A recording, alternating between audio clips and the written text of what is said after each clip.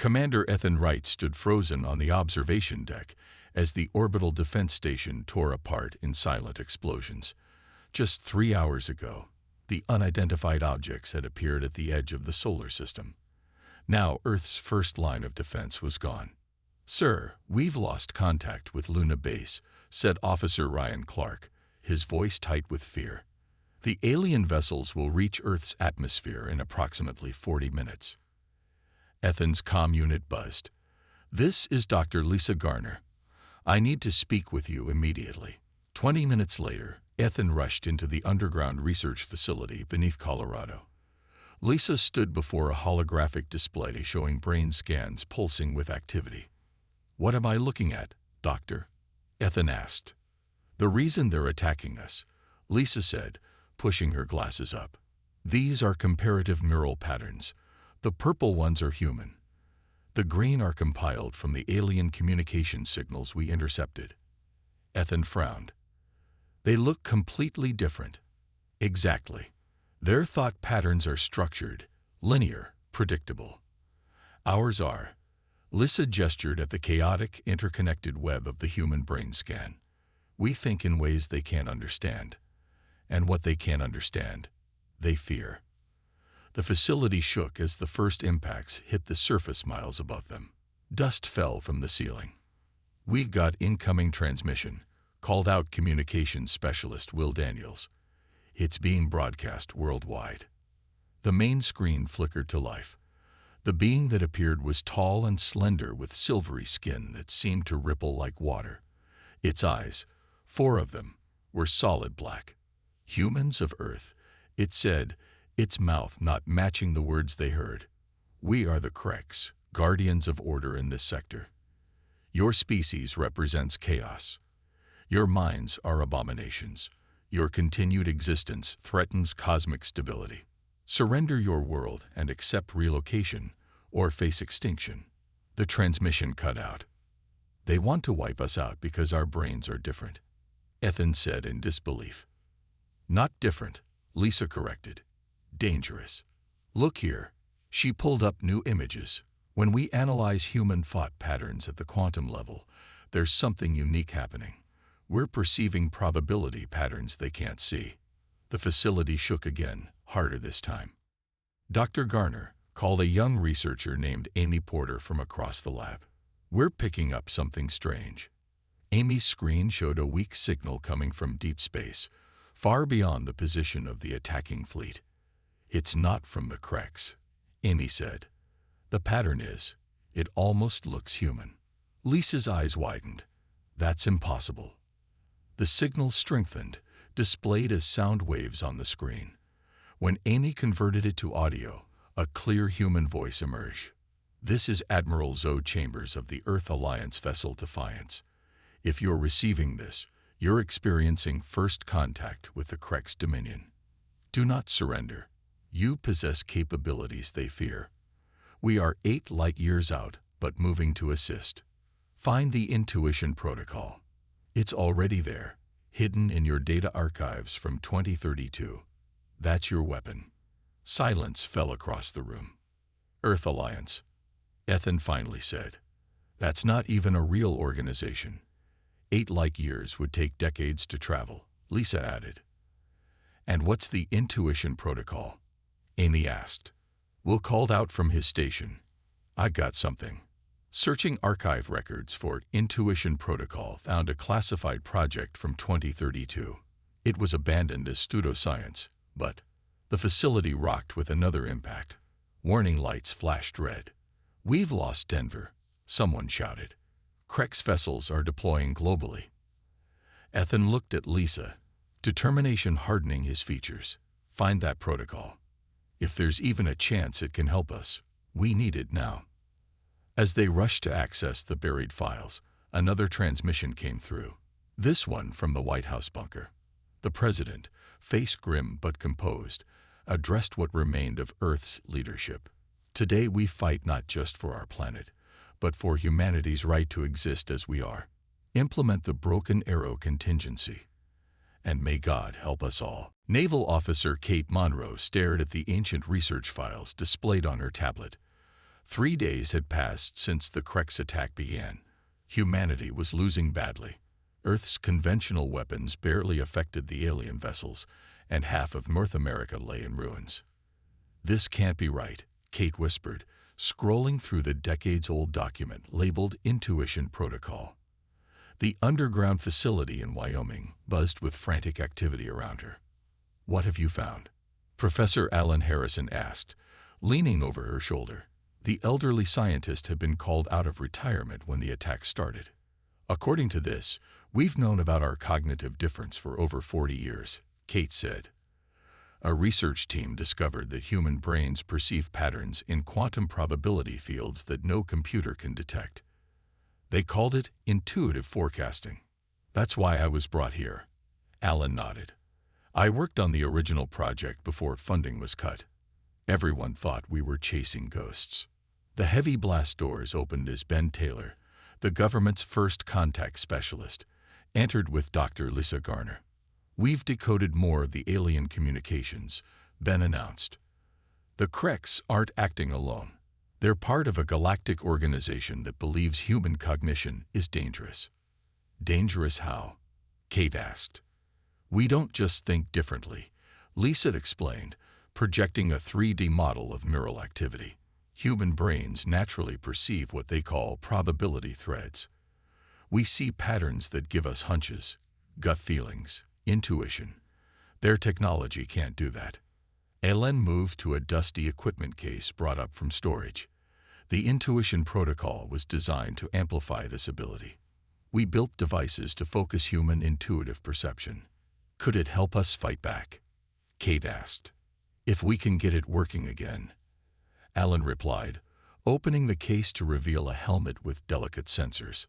"This prototype amplifies intuitive perception tenfold." An explosion rocked the facility, causing lights to flicker. "They found us," Ben said grimly. "We need more time." Kate made a decision. "Hook it up to me. Let's test it now." Minutes later, Kate sat with the helmet connected to her head. Alan adjusted settings on ancient equipment. "Focus on the Krex ships," Lisa instructed. "Try to sense their next move." Kate closed her eyes. At first, nothing happened. Then strange patterns appeared in her mind. Shifting probabilities like rivers of light. "They're going to target our power grid next," she said suddenly. "Not military bases. They want to hit the hydroelectric dams. I can see it." Ben relayed the information to Defense Command. 30 minutes later, confirmation came through. Krex ships had changed course exactly as Kate predicted, and Earth forces had prepared a surprise counterattack. "It worked," Lisa said, amazed. "But one person using this technology isn't enough. We need to mass-produce these," Ben agreed, "and find people who show the strongest intuitive abilities." Alan shook his head. "The equipment is just an amplifier. The real power comes from the human mind.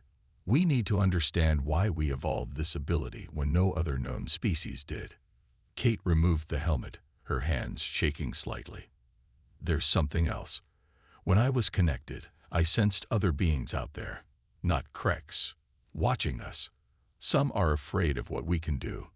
The facility communication system crackled to life with an urgent message. 6 more alien species had joined the Krex coalition against Earth. "They're gathering against us," Ben said. "They fear what they don't understand." "Then we make them understand," Kate replied, determination hardening her voice. "If human intuition is our advantage, we need to use it now." Alan nodded, already working to refine the device. "This is just the beginning. If we can amplify this ability across thousands of people simultaneously, we might have a chance." Lisa finished. Representatives from 12 nations sat around the massive table deep within Yellowstone facility. Once a geothermal research station, it now served as humanity's last secure meeting place. 2 weeks had passed since the first Krex attack, and Earth's situation was growing desperate. Grace Wilson stood at the head of the table, her diplomatic skills being tested like never before. Former enemies now had to become allies. The Chinese fleet reports their intuition-guided missiles hit their targets with 87% accuracy, Grace said.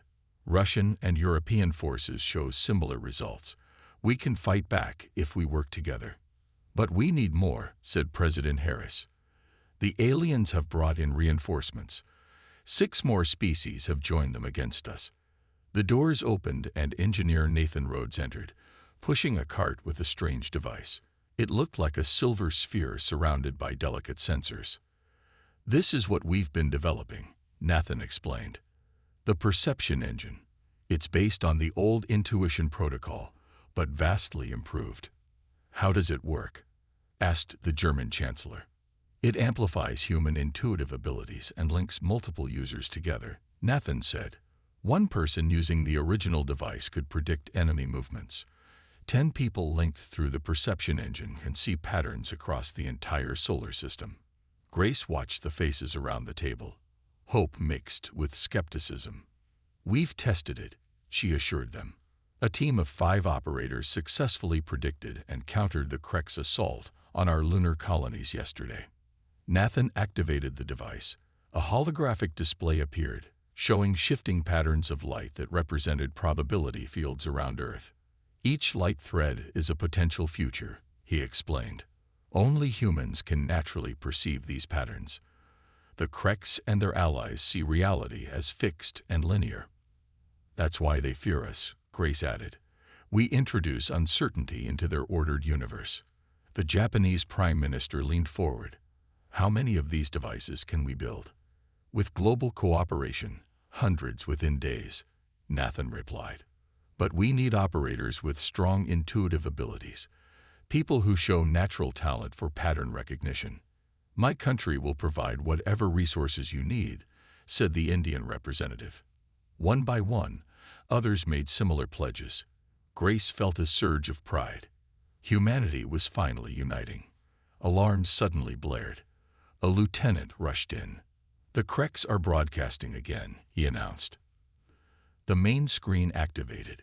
The silver-skinned alien commander appeared, its 4 black eyes unblinking. Humans of Earth, it said, your resistance is noted. You have revealed yourselves as a greater threat than anticipated. We have detected your probability manipulation. This confirms that you cannot be allowed to spread beyond your world. The alien paused, its skin rippling with emotion. A final opportunity is offered. Surrender your intuitive abilities for modification, and some of your kind may survive. The screen went dark. They want to change what makes us human, Grace said quietly. They're scared, Nathan observed. They wouldn't make this offer if we weren't hurting them. President Harris stood. We need to accelerate production of the perception engines, and we need to take the fight to them. Grace nodded. The lunar victory shows we can do more than defend. We can strike back. My scientists have been studying Krek's technology, said the Russian president. Their ships are vulnerable when they transition between stars.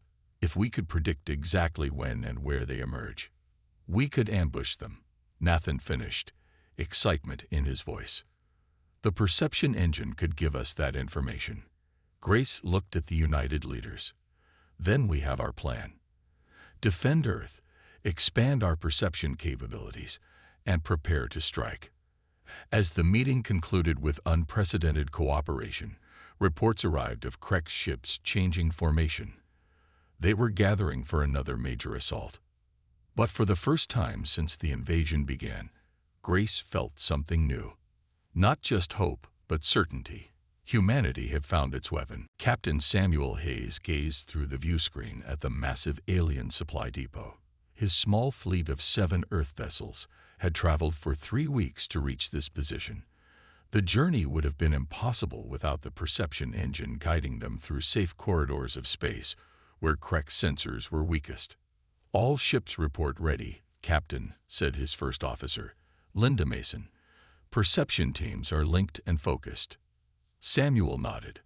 This is our first real offensive strike. If we succeed, we show the Kreks we can hit them anywhere. The Earth fleet hung in the darkness of space, just outside the detection range of the depot. The alien structure was enormous, a central hub with 12 extending arms where warships docked for refueling and repairs. Dr. Jenkins has arrived on the command deck, Linda announced. Dr. Olivia Jenkins entered, her expression serious. The leading expert on the perception engine now wore the latest model, a slim silver circlet around her head instead of the bulky helmet from earlier versions.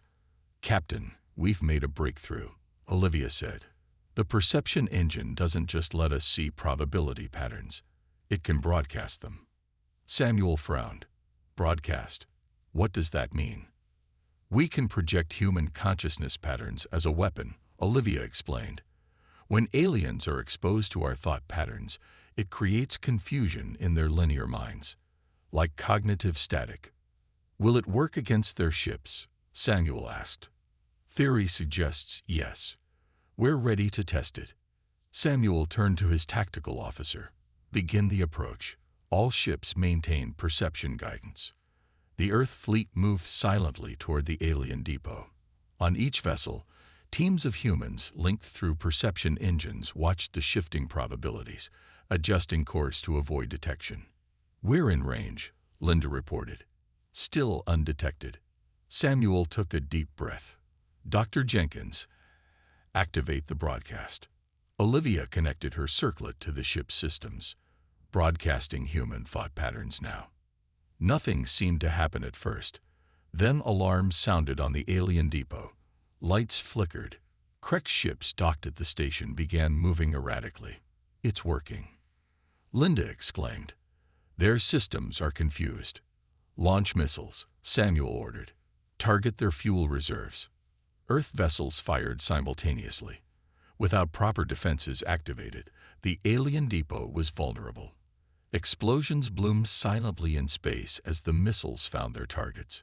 "We've created what the perception teams call an alignment disruption," Olivia explained, monitoring readings. "The Kreks can't process reality the way we do. When exposed to our thought patterns, their ordered minds struggle to function." The alien depot was now in chaos. Some Krek ships fired randomly into space. Others collided with the station. Nothing in their experience had prepared them for this attack. "Open a channel," Samuel commanded. "Broadcast on all frequencies the Kreks use."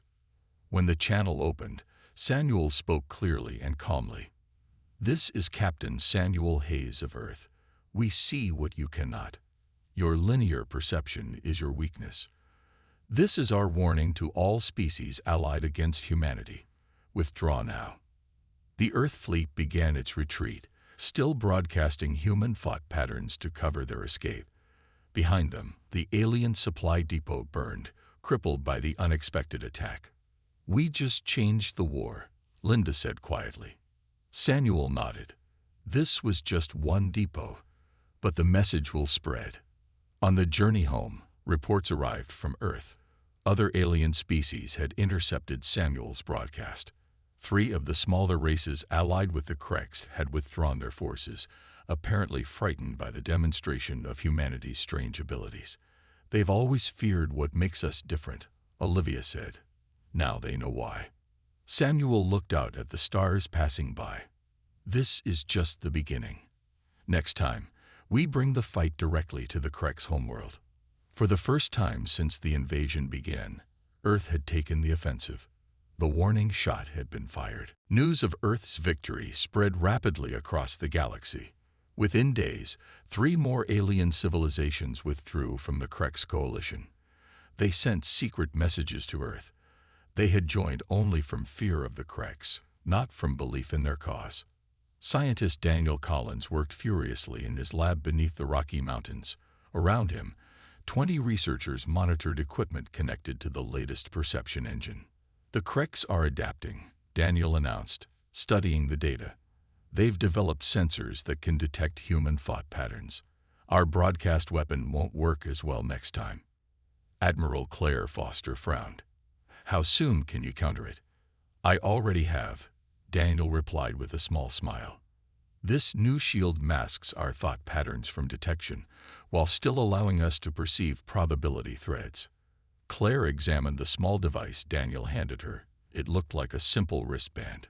Every soldier wears one, Daniel explained. It scrambles our thought signatures while maintaining our natural abilities. Perfect timing, Claire said, because the Krek's supreme command has arrived. The main screen activated, showing massive ships entering the solar system. These vessels dwarfed anything seen before, each nearly the size of Earth's moon. These must be their elite warships, Daniel whispered. They're escalating. Claire nodded grimly. We've hurt them enough that they're bringing in their best weapons. An urgent message arrived from Global Command. Earth was planning its boldest mission yet, infiltrating the alien command structure using human predictive capabilities. They needed volunteers. 2 days later, Claire stood before the assembled team in the launch bay. 50 of Earth's most intuitive people had been selected, equipped with both perception engines and Daniel's shielding devices. Your mission is simple but dangerous, Claire told them. Infiltrate the Krek's command vessel. Place these devices throughout their ship. She held up what looked like small metal discs. They'll transmit their command strategies directly to our perception teams. Leading the mission was Commander Mason Walsh, a quiet man with unusually strong intuitive abilities. We've trained for this, Mason assured the Admiral. The perception engine shows us exactly where to move to avoid detection. As the infiltration team prepared to depart, Earth made its formal declaration to the galaxy. The message was broadcast on all known frequencies, translated into every alien language discovered. To all species of the galaxy, Earth will defend itself against aggression. We perceive what others cannot. The stars align against you.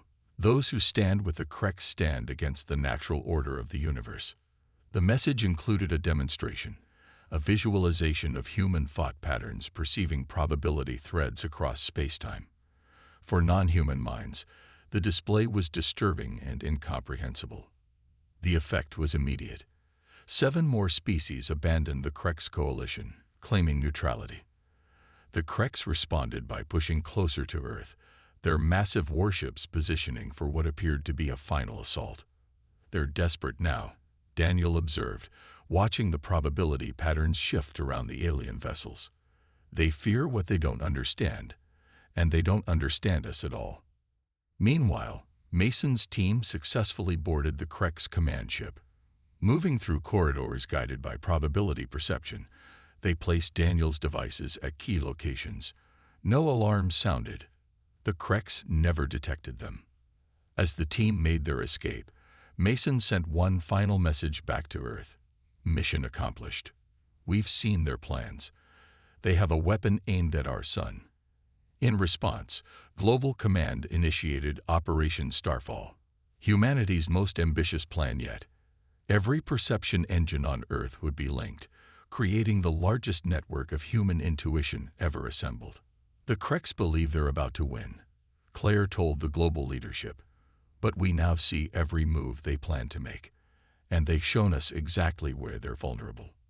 For the first time, humanity prepared not just to defend, but to end the war entirely. Sirens wailed across Earth as the Kreks launched their ultimate weapon. The massive missile, larger than any ship humanity had built, streaked toward the sun. Its purpose was clear: trigger a stellar explosion that would destroy the entire solar system. Impact in 17 hours, reported the monitoring station in Australia. Once it enters the sun's corona, we can't stop it. Commander Julia Foster stood on the bridge of the Earth vessel Defiance.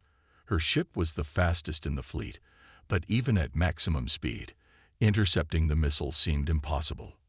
The perception engine network is ready, her science officer Paul Wilson announced. We've never linked this many people before. Julia nodded. Connect me.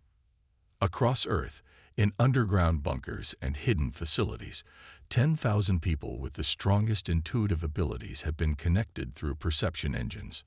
Their combined consciousness formed a vast network of human intuition, all focused on one goal: saving their son. As Julia's mind joined the network, she gasped. The universe looked different through the combined perception of thousands. Probability threads weren't just visible. They were tangible, like streams of light she could almost touch. "I can see the missile's path," she said. "But there's something else. The probability threads around it. They're flexible." Dr. Evan Mitchell, monitoring the network from Earth's main facility, leaned forward at these words. "Flexible? What do you mean?" "We can influence them," Julia realized. "Not just perceive the probabilities, but nudge them in certain directions." This was unprecedented. The perception engine was designed to see possibilities, not change them. "It must be an emergent property of the network," Evan theorized. 10,000 minds linked together can do what individuals cannot. Julia focused harder, directing the entire network toward the missile. "Everyone, concentrate on the missile's guidance system. Imagine it failing." Across Earth, 10,000 people focused their minds on one thought. In space, Julia watched through the viewscreen as the missile suddenly veered slightly off course. "It worked," Paul exclaimed. "But it's correcting itself." "We need more," Julia said. "Not just the 10,000 in the network. We need everyone." Evan understood immediately. A global broadcast went out to every human on Earth. "Focus your thoughts on the sun, on protection, on the missile failing." Millions, then billions of human minds turned toward one goal. They couldn't all join the perception engine network, but their collective focus strengthened those who could. The Defiance raced toward the missile, still too far to intercept conventionally. But as humanity's collective consciousness pressed against probability itself, strange things began to happen. The missile's trajectory wobbled more significantly. Warning lights flashed across its surface. Inside the weapon, quantum fluctuations that would normally cancel each other out began to align in improbable ways. "Krek's fleet approaching," Paul warned. "They're trying to protect the missile." But the alien ships were experiencing their own problems, exposed to the unprecedented wave of human perception. Their systems faltered. Some ships drifted aimlessly. Others fired at empty space, targeting probability ghosts only they could see. "The missile is 3 hours from the sun," Evan reported from Earth. "Something's happening to its power core." Julia felt it through the network, a cascade of quantum improbabilities building inside the weapon. Billions of tiny events, each one unlikely on its own, aligning in perfect, impossible sequence. The missile suddenly exploded, still millions of miles from the sun. The blast was enormous, but harmless at that distance. For a moment, silence filled every communication channel. Then cheers erupted from Earth to the farthest human outpost. "We didn't just see the probabilities," Julia said in wonder. "We changed them." The remaining Krek ships hung motionless in space. Their ultimate weapon had failed. Worse, they had witnessed something their ordered minds couldn't comprehend. Reality itself seemed to bend to human will. A message arrived from the Krek's Supreme Commander. It contained only 3 words. "We surrender." Completely. 1 month after the Krek's surrender, representatives from 27 alien civilizations gathered in Earth's newly constructed diplomatic center in Geneva. The massive dome, built partially underground for protection, now hosted the most diverse assembly of species ever seen on the planet.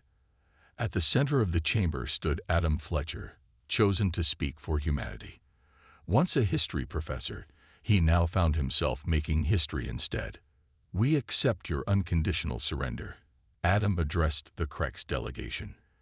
"But we don't seek your destruction or subjugation. We seek understanding." The Krek's Supreme Commander, its silvery skin dull with defeat, bowed its elongated head. "We acknowledge our error in judgment. Your species possesses abilities we believed too dangerous to exist." Adam gestured to Dr. Eliza Ward, who activated a holographic display showing neural networks, both human and alien. "Our difference need not make us enemies," Eliza explained. "Human consciousness evolved to perceive probability patterns because our world was unpredictable. Your civilizations evolved in more stable environments, favoring ordered thought." The representatives from the Talari, a race of crystalline beings, chimed in with harmonious voices. We withdrew from the conflict when we realized humanity was not threatening existence, but expanding our understanding of it. Over the next 3 days, Earth presented its terms. They were surprisingly simple: acknowledgement of all sentient species' right to exist as they evolved naturally, establishment of communication protocols to prevent future misunderstandings, and the creation of a new galactic governing body where all cognitive types would be represented. "We call it the Alignment Council," Adam announced, "where different ways of perceiving reality align for mutual benefit." The Kreks, having witnessed humanity's ability to influence probability itself, readily agreed. Other species followed, some eager to learn from humans, others still cautious but unwilling to stand against Earth. On the final day, Adam revealed humanity's most ambitious proposal. "We invite all species, including our former enemies, to participate in the consciousness exchange program. Through modified perception engines, we can temporarily experience each other's cognitive patterns. True understanding comes from seeing through another's perception." The chamber erupted in discussion. Many aliens were fascinated by the possibility of briefly experiencing human intuition. Others feared such exchanges could permanently alter their minds. "The choice to participate will always be voluntary," Adam assured them. "But those who do will help build bridges between our different ways of thinking." As the formal sessions concluded, the Krek's Supreme Commander approached Adam privately. "There is something we still don't understand," it said. "How did your kind develop this ability to not only see probability patterns, but influence them?" Adam smiled. "We don't fully understand it ourselves. Perhaps it was always there, dormant until we needed it most. Or perhaps by perceiving possibilities clearly enough, we naturally begin to shape them. This is why we feared you," the commander admitted. "Such power seems godlike to us. Yet we remain very human." Adam replied, "Still fallible, still learning. The difference is that now we know our potential." 6 months later, the first joint human-alien research facility opened on Mars. Scientists from 12 species worked together to study consciousness itself. The perception engine technology, now freely shared, was being adapted for each species' unique brain structure. Earth's final message to the galaxy became the foundation of the new order. Perception itself was the ultimate weapon, but also the ultimate tool for peace. Different ways of seeing reality weren't threats to be eliminated, but gifts to be treasured. As Adam watched the first successful consciousness exchange between a human volunteer and a former Krek's enemy, he thought about how close they had come to destruction. Instead, humanity had found its place in the stars, not as conquerors, but as teachers and students of a universe more complex and wonderful than any single species could perceive alone. The stars had aligned, not against anyone, but for everyone. 5 years after the Krek's surrender, Earth had changed in ways few could have imagined before the war. The once secret perception engine technology now helped in everyday life, from predicting weather patterns to guiding medical research. Susan Carter walked through the crowded spaceport in New Delhi, watching humans and aliens move together with surprising harmony. As Earth's ambassador to the Alignment Council, she had just returned from the massive space station that served as the Galactic Governing Center. "Ambassador Carter," called a voice behind her. She turned to see Jack Rivera, her former assistant, and now a prominent journalist.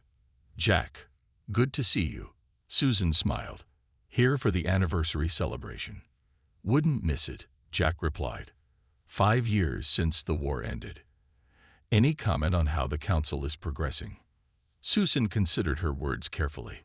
"The integration has been smoother than expected. 17 new species joined the council this year alone. The consciousness exchange program has been particularly successful." They walked together toward the exit, passing a group of Krek scientists chatting with human researchers. No one gave them a second glance, a sight unimaginable 5 years ago. "Is it true the Kreks have begun developing their own version of intuitive perception?" Jack asked. Susan nodded. "Yes, through the exchange program, they've discovered their minds can learn to recognize probability patterns. It's not natural to them like it is to us, but they're making progress. Outside the spaceport, the city skyline had evolved. Alien architecture blended with human designs. Transport pods carrying visitors from across the galaxy zoomed overhead on invisible tracks. And the rumors about the Deep Space Initiative. Jack pressed, lowering his voice. Not rumors anymore, Susan confirmed. The Council has approved the first joint exploration mission beyond our galaxy. The ship leaves next month with a crew of 9 species, including humans. The mission was humanity's most ambitious project yet, using their unique perception abilities to navigate spaces between galaxies that conventional sensors couldn't map. The public announcement comes tomorrow, Susan added. The ship is called Unity. They reached the memorial park where the celebration would take place. At its center stood a simple monument, a sphere representing Earth, surrounded by flowing metal ribbons symbolizing probability threads. Already gathering were veterans of the conflict, scientists who developed the perception engine, and ordinary people whose collective consciousness had saved their sun. Among them moved beings from dozens of worlds, some so strange they defied easy description. 5 years ago, we thought we were fighting for survival, Susan mused. We didn't realize we were fighting for something greater, a new understanding of consciousness itself. Jack pointed to a group of children, human and alien, playing together near the monument. They wore simplified versions of perception engines, designed as educational tools for developing minds. They're growing up in a very different world than we did, he said. A better one, I hope, Susan replied. Her communication device chimed softly. A message appeared. The preliminary results from the latest consciousness exchange session. A Crex child had successfully perceived probability patterns without technological assistance for the first time. It's working, Jack, Susan said quietly. Not just peace between species, but evolution of consciousness. We're all changing, growing together. As the ceremony began, Susan took her place on the stage alongside representatives from former enemy species. The Crex Supreme Commander, now serving on the Alignment Council, stood beside her. We gathered as enemies, the commander addressed the crowd, its once alien speech patterns now familiar to human ears. We continue as partners in perception. Susan looked out at the diverse faces watching them. Earth was no longer alone in the universe, no longer threatened. Instead, it had become something unexpected. Teacher to the stars, showing a new way of seeing reality itself. The warning that had once frightened the galaxy had become an invitation to perceive together what none could see alone.